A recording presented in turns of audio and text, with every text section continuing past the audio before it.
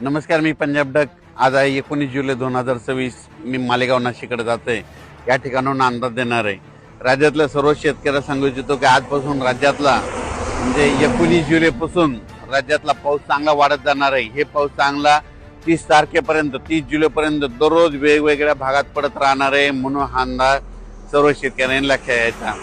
सांगायचं झालं तर राज्यात काही भागामध्ये जास्त पाऊस पडणार आहे. तर तुम्हाला सांगू इच्छितो 19 जुलै ते 26 जुलैच्या दरम्यान नागपूर, भंडारा, गोंदिया, अमरावती या पट्ट्यामध्ये काय होणार आहे, एक लो प्रेशर चक्रीवादळ जात असल्यामुळं त्या 4 जिल्ह्यामध्ये खूप मुसळधार ते अतिमुसळधार हेवी टू हेवी रेन होणार आहे.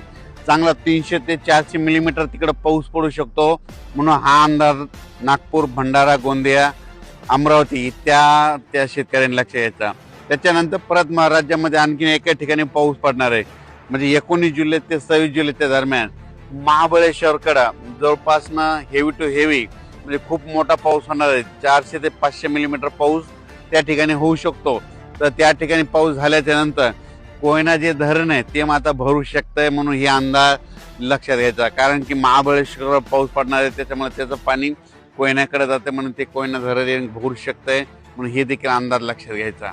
त्याच्यानंतर राज्यातलं परिस्थिती बघितलं जात तर मराठवाड्यामध्ये परभणी जिल्हा झालं, लातूर जिल्हा झालं, बीड जिल्हा झालं, धाराशिव जिल्हा झालं, जालना जिल्हा, संभाजीनगर या इथं काल देखील आज देखील पाऊस पडला. आणि आणखीन जवळपास 30 तारखेपर्यंत असा दररोज वेगवेगळ्या भागात काही काही ठिकाणी जोराचा पाऊस पडणार, कुठं रिमझिम पडणार, कुठं पेंडॉलचा पडणार. म्हणून मराठवाड्यातल्या शेतकऱ्यांना अंदाज लक्षात यायचा.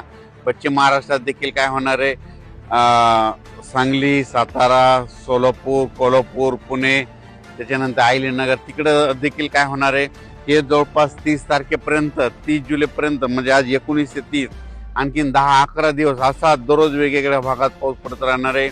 म्हणून हा अंदाज लक्षात यायचा. त्याच्यानंतर इकडं उत्तर महाराष्ट्राकडं नंदुरबार जिल्हा झालं, धुळे जिल्हा झालं, नाशिक जिल्हा झालं, त्याच्यानंतर अहिल्यानगर, इकडं संभाजीनगर ह्या पट्ट्यामध्ये देखील काय होणार आहे की तिकडे देखील असा म्हणजे 19 तारखेपासून ते 30 जुलैपर्यंत असा दररोज वेगवेगळ्या भागात विखुरलेल्या स्वरूपाचा पाऊस पडणार आहे. म्हणून हा अंदाज लक्षात यायचा. मुंबई पुण्याला देखील जोराचा पाऊस सुरू राहणार आहे. म्हणून हे देखील लक्षात यायचं.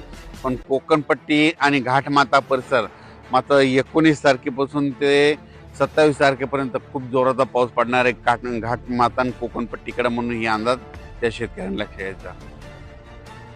तसेच नांदेड जिल्हा, हिंगोली जिल्हा, परभणी जिल्ह्यातला काही भाग तिथं, त्याच्यानंतर धाराशिव, लातूर